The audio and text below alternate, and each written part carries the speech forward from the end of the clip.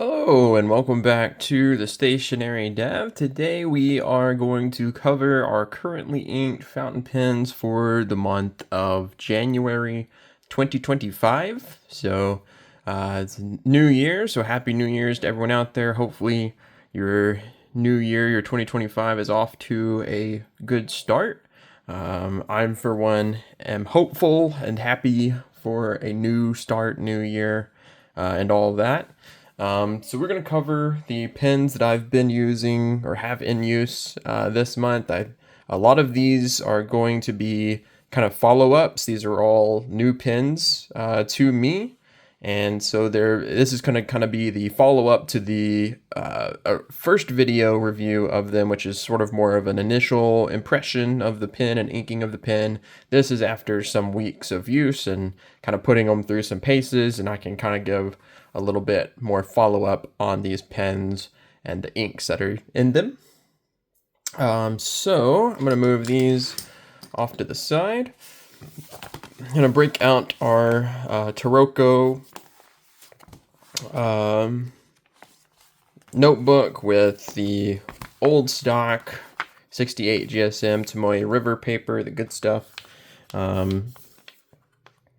which is where we do our currently inked. And let's see what one. I guess I'll just start off with this. This is the Ensso Bolt retractable fountain pen by Ensso. It's a machined retractable fountain pen, but instead of a knock mechanism, a click mechanism, it operates with a bolt action. The first round they did was titanium. This is out of the second batch they did, which they changed the metal to brass and did a brass version. I really love the looks and the feel of this pen, but we'll discuss as we go a couple things. The first one you'll probably see right off the bat. Now, the mechanism is very clean, and it does have a seal down there. It's sort of like a rubber kind of gasket, silicone gasket. My first problem is I've already had to replace that gasket. The first one, let me see if I have it. Yes, I still have it over here. The first one already ripped on me, so I have some longevity issues with it. As you can see right here, it's cut into like a cross pattern, and this whole flap almost got almost cut or whatever, but it was just hanging open. You can kind of see, hopefully I'm showing you good enough there, that it was kind of cut or ripped or whatever, and it was just open. And so it was just staying open like that, obviously not sealing off the pen. And so I had to already replace one of these. Luckily, they send them with 2 extras. So you get 3 in all, I guess, the one in the pen and then the 2 extras. Besides that, though, even with the new seal, though, I've had problems with this drying out. So the nib does dry out on me. I've tried multiple inks in here. This is sort of my last ditch to see if it doesn't work with this ink, it's not going to work with any ink pretty much. But yeah, it dries out after a couple hours of being retracted. So it's probably not going to write on startup here. I'm just going to test it up here. Yeah, see, it kind of dries up. It's not writing. So, but the good thing with this being a bolt action is to prime the nib there. You can see the nib gets really inky. This has a black ink in it. To prime it, really you just have to push it in and out a couple times. And that gets enough ink down there where it'll probably write now. If I try, yeah. So now it's writing. So you just kind of have to remember the first time you engage it to just kind of push it up and down a couple times. It's not ideal and it's kind of inconvenient, but it's kind of what you have to do in my experience with this. So this is our, oh, and now we're still not quite, there we go. Currently inked for January 2025. Yeah, so our first pen is the Ensso Bolt, and I'll just put brass because that's the version. I think they're doing them in batches now, so the next batch will probably be in a different metal, I'm assuming. The first batch was titanium, the second batch was bronze, or brass, sorry. And it has an extra fine steel nib. And I do like the way it writes. When it's writing, it writes very wet. It's exactly on for a Western extra fine, and it similar to the Vanishing Point. It kind of has a similar grind and a similar look to the Vanishing Point nibs, except this one is stainless steel. But it kind of has that architect-y kind of feel, that natural architect-y kind of feel to it. And you can see another issue I've had is this nib rotates on the feed. So you can see it's just a little bit off of the feed, which I can rotate it back on to straighten it up, but it just seems that's kind of what it does in the pin, is kind of rotates, because the nib is conical. You can see in the video review, the nib is conical, and so it is just slid over the feed, and there's nothing like holding it in place other than just friction, and so it can sort of turn around the feed there, and that's how it kind of gets off like that. But even with it perfectly aligned, it still has the drying out issues that I've been having. The ink that I currently have in it is Pelikan 4001 Brilliant Black. I decided to ink it with just the most basic, well-functioning, kind of one of the most well-functioning inks that I have. If it's not going to work with this ink, it's not going to work with anything. I had Diamine Majestic Blue, and I'll go ahead and show a swatch of that one too. I started out with Diamine Majestic Blue, but because that ink is such a sheener, it was kind of gumming up on the nib because the nib gets really wet. That's another, problem, is the nib gets really wet with just the way that it pushes through that gasket, that seal. And with a sheening ink, it's just going to gum up the nib so much that it's gonna be even more of a drying out problem there. So yeah, so we didn't use that. I decided to give it a fair shake. I went through that whole converter of Majestic Blue, and instead of refilling it with that, I decided to switch it out with this just to give it a fair shake. But yeah, I'm really impressed with the build quality of it, but the mechanism for sealing the pin really needs some work, and I think the nib unit needs some work. It needs a way for that nib to stay anchored on the feed and keep it from twisting, and then a better sealing mechanism, hopefully, to keep it from drying out so much. That's what I kind of like to see. This pin isn't gonna beat out the Decimo for my sort of daily driver pin, just because it has extra steps you have to go through to use it, and that's not ideal. Anyway, spent too much time on that pin. Here's Pelikan Brilliant Black, 4001 Brilliant Black, a great black ink. I really love Brilliant Black. It's just a good, basic, well-performing ink. So we're going to give it a quick swatch for you. Actually, I'll probably just do a half swatch of this, and then I can do a half swatch of the Majestic Blue, just so you can see the two colors I've used in it. So there's our Brilliant Black.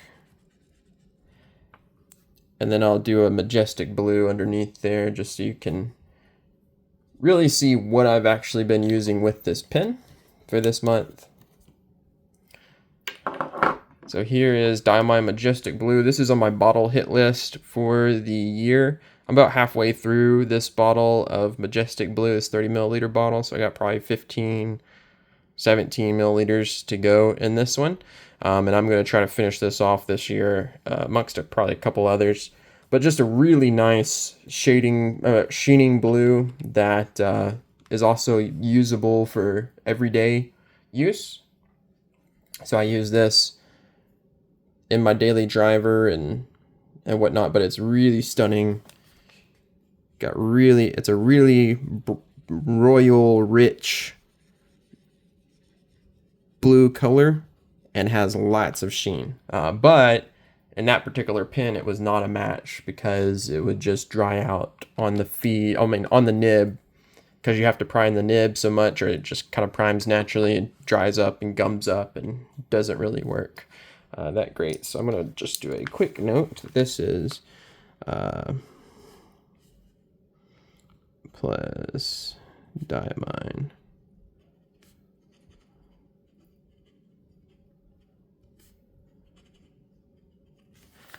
There we go. Really enjoy the ink. I wish that pen worked out better for me. I'm still on the edge of whether I'm going to sell it or keep it, so I might just keep it and see if I can improve upon that gasket any. All right, next pen we have, I guess I'll do this one. This one's a new pen for me. This one is the Faber-Castell Emotion. This is in the brown, dark brown pearwood. They also have a black and a light brown pearwood version. This is a Black Friday purchase from Van S Pens. It is all metal pen with the wood, and it has an extra fine steel nib in there. Very nice looking pen. It has a little bit of fingerprint magnet with the polished bits of the pen, but this one is kind of the winner of the, I think probably going to be the winner of the month, because I haven't had to do anything. All these other pens I've had to do something with, fiddle with, except this one. This one has just worked since the first time I inked it up, and I haven't had to do anything with it, and it's been amazing. Especially the ink too. It's just a good ink and a good pen. Faber-Castell Emotion. It's extra fine steel nib. The ink is also a new ink to me, and it is Colorverse Ginkgo tree. A really lovely orangey yellow, but very much shading, lots of shading brown, even in an extra fine nib. And this is a pretty wet extra fine nib. I've almost used this converter up, but you can see really wet combo, but really a lot of shading. I'll do a close up here in a minute. Hopefully this doesn't tip my, yeah. This is what the bottles look like for Colorverse, if I can get it to focus. They come in these really cool bottles. This came in a set. This was the big bottle, the 65 milliliter bottle, and the smaller bottle is the actual color of the leaf. So it's a golden, I think it's called Golden Leaves. And the little bottle, the little 15 milliliter bottle. So it's a really cool set. I've been wanting these since this series came out, this Earth series with the trees, because it's browns. And brown's one of my favorite fountain pen ink colors. And I've always had my eye on it and just decided to, at the end of 2024, to just pull the trigger on it. I found it for a good price, and so picked it up, and it has worked out really, really well. This is competing for me up there with one of my favorite browns, or my favorite brown of Diamine Tobacco Sunburst. This one's up there with it in terms of shading and color and characteristics, usability, all of that. It's a really nice, fun shade to write with.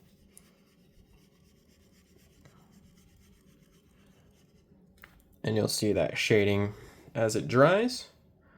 We'll come back to it, but really, really, really been impressed with this combo. This has been the winning combo of the month so far because the ink is killer, the pen is killer. I couldn't ask for a better combo, a better usable combo. The pen has great weight. Yeah, I don't have any qualms with that pen at all. All right, next up, really beautiful pen. I did the videos out already for this one. This is the Narwhal, or Nahvalur, but it's pronounced Narwhal, even though it's spelled differently now. This is the Horizon, and this was an exclusive for Gold Spot pens for Black Friday that they released. It's in the Cool Tone Primary Manipulation from Jonathan Brooks, but the actual pen is called the Horizon Polar Nights. It's got rose gold trim, rose gold nib, a nice ink window. It's really well built. It has a good weight. I think most of the piston mechanism is probably metal too, because that's adding to the weight of the pen, but it really feels good with that Brooks resin. You can feel the quality of it. The nib is beautiful, but has been the pain point for this pen for me. It was really, really smooth, but that always worries me from the factory. It's a fine steel rose gold plated nib. It was really, really smooth from the factory, but it had a baby's bottom. And you probably saw in there, if you watched the review, you probably saw me kind of hesitate a little bit and trying to check for baby's bottom, which it's hard when you freshly ink the pen to really test for the baby's bottom. Nahvalur.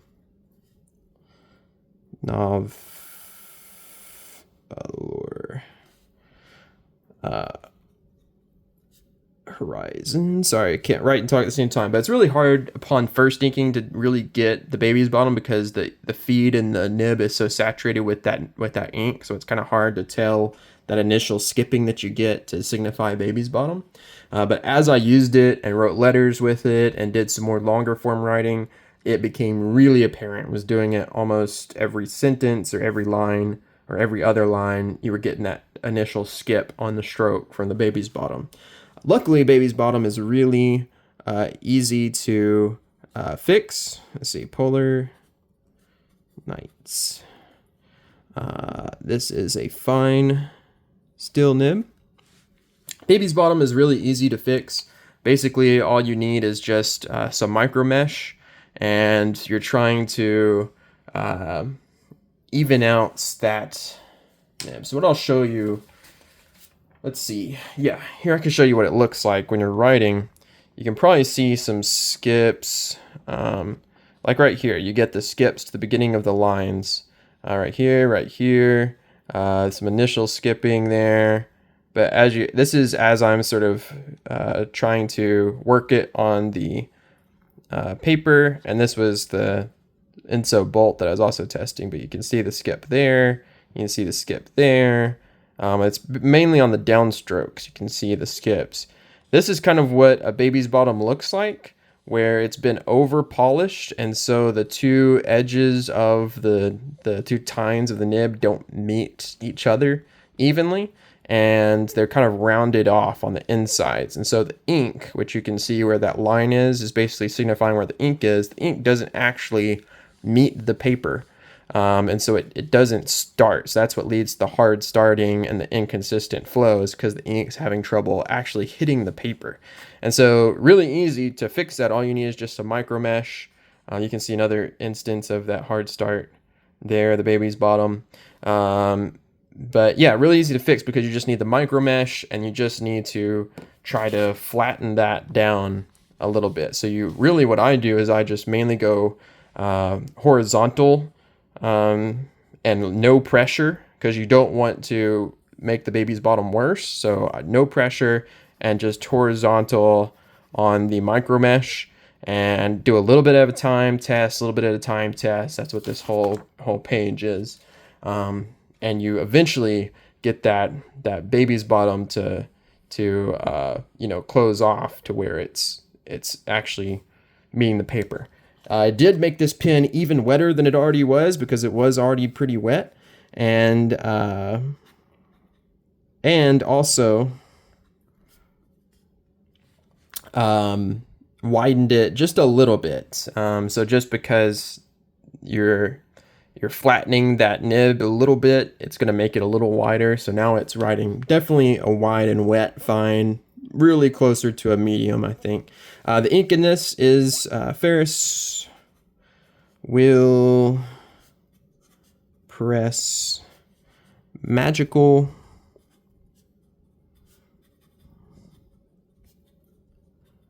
Metropolis. And this was a we'll see how wet that is. This was a limited edition collaboration ink that Ferris Will Press did with a bookshop in, I believe it's in Tokyo, in Ginza. Ginza Tsuyatsu, I forgot the name of it, but it's a Ginza bookstore that they did, I think it was a 3 ink series with them. And this was one of them, Magical Metropolis, has a really cool box as well. They're all kind of book reading themed, library themed. And this one is, I got mainly to be kind of like a Lamy Dark Lilac dupe because it has, as you're probably already seeing, it's a dark purple, but it has a lot of gold sheen, not green sheen, but gold sheen, like straight up gold on the page. It is, though, very saturated, and as you can see with the ink window here, it's hard to see like the ink sloshing around just because there's so much dye in it, which is what gives it the sheen, of course. But yeah, it's a very, very thick, viscous ink, but it does perform well for me. Let me get us a swatch so we can see it dry out and give us the sheen as soon as I get the little stopper off there. But yeah, it's kind of hard to get a hold of. I think the Ferris Wheel Press shop in the EU still has these for sale. The US distributor is out of it, so it's gonna kind of be hard to get if you want it, but you can still find it out there. I wouldn't pay the eBay prices. I've seen some crazy eBay prices for it. I wouldn't pay those because you can still get it from Ferris Wheel Press for the original amount. Just you'd have to ship it from the EU, which might tack on some cost. But yeah, I really like it. I've used about that much of it, so it's not long for this world. In my collection, it's a really good purple ink. I like purple inks. This one's usable and has killer gold sheen on it that we'll see in a little bit. All right, last pen is the TWSBI Eco. This was a Christmas present from my wife. This is a TWSBI Eco, and the I believe they call this one the Indigo and Bronze. So it's not rose gold, it's bronze trim. And it's one of their plated trim ones. I really love this colorway. I think it just classes up the Eco so much. It makes it look really, really, really nice. And paired with a nice brown ink, which this one is, it just comes off really well. You can see I got this one with an extra fine. I do have another Eco, but that Eco has a 1.1 stub, which I'm not a fan of really. And so it's nice to have this extra fine nib. Yep. But that being said, every Eco now that I've had has had issues with dry writing and some sort of nib, scratchiness, misalignment, whatnot. So I did do some tinkering and tuning with this nib. I had to align the times just a little bit, smooth it just a little bit, and then kind of fix the flow to where it was a little wetter because it was just dry and scratchy. But after I've tuned it, it's done. It's amazing. It's really, really nice. This would be the combo of the month if the Faber-Castell wasn't so good just from the get-go. This one is really, really, really impressed me now. So this is the TWSBI Eco, Indigo, Bronze, and it has a extra fine, which is very much a Western extra fine. Don't expect a Asian or Japanese extra fine on this one. The ink in it is a new ink as well. It is Endless Alchemy Molten Bronze. This is the sort of the second wave of inks coming from Endless Alchemy. They did like 4 or 5 original inks, and then they released another 3 or 4 colors. And so this one I was waiting on because I kind of got a spoiler alert. that this color was going to be in the next one, the brown was going to be in the next batch, the Molten Bronze, and I was waiting for it. It came out before Christmas, and my wife bought this for me as well as a Christmas present. And yeah, I'm really impressed with this ink as well. And a bronze ink and a bronze pen is just a color combo. You can see I probably got about half the pen left to write. But it's been really great for writing letters and journaling and stuff like that. And this is a really, really great combo. Like I said, it's definitely a close second to the Faber-Castell. The Endless Alchemy bottles are really cool. They come in this kind of sciencey looking bottle with a little nub on the bottom. What I do like is they tell you the name of the ink on the top. So Molten Bronze, 45 milliliter. It's a brown ink from Endless. And the nub is kind of cool because it comes with this little holder. So you can either have it do its whimsical little dance on the thing, which it does a pretty good job of sticking in place. So it's kind of nice to just have on your desk and see it, bounce around. Or on the other side, it does have an indentation so you can keep it upright if you want to do that, which I'll probably do while I do this swatch. While I do this swatch here. But it's kind of nice that it leans too. It'll help you fill bigger pens and stuff like that. But yeah, really nice ink so far. Really, really happy and impressed with this one as well. So this has been a good lineup of inks. The biggest one, or the one that gave me the biggest trouble, was the Ensso, sadly. But still, I love holding the pen and when using the pen when it's writing well. But it just has those finicky things that at this point in my fountain pen journey, I don't really want to mess with every single time I use the pen.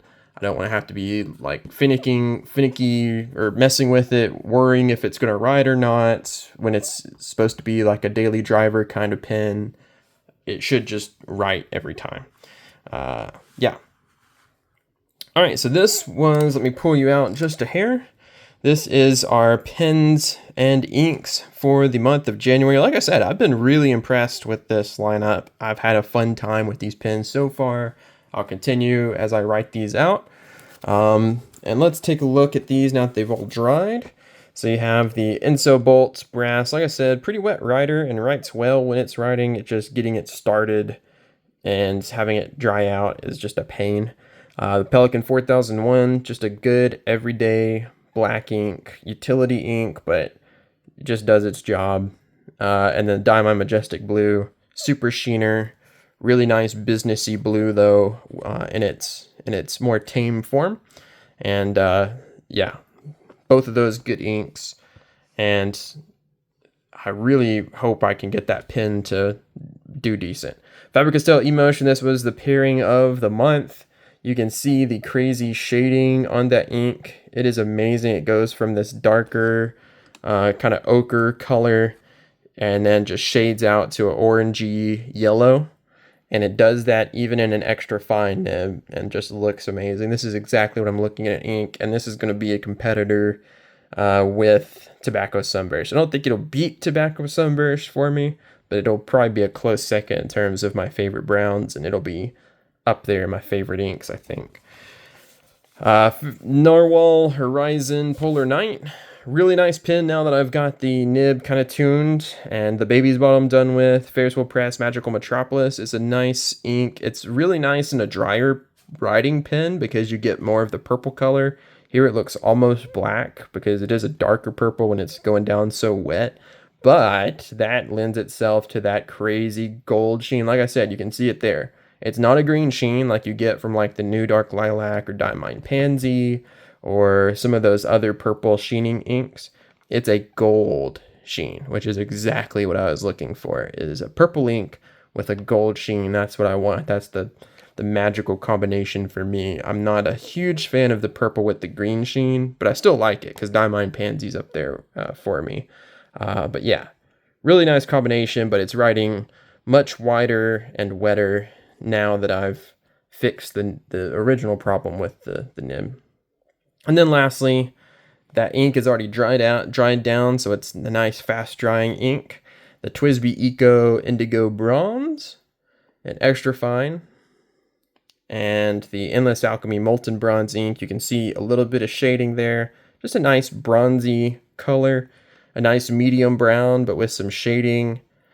And yeah, I really like this ink. It just performs well, looks good on the page, and a perfect pairing for that pen. So those are the pens and the inks for January 2025. So far, like I said, I've been impressed with this combination with all these pens. The Ensso let me down a little bit, but it's been fun.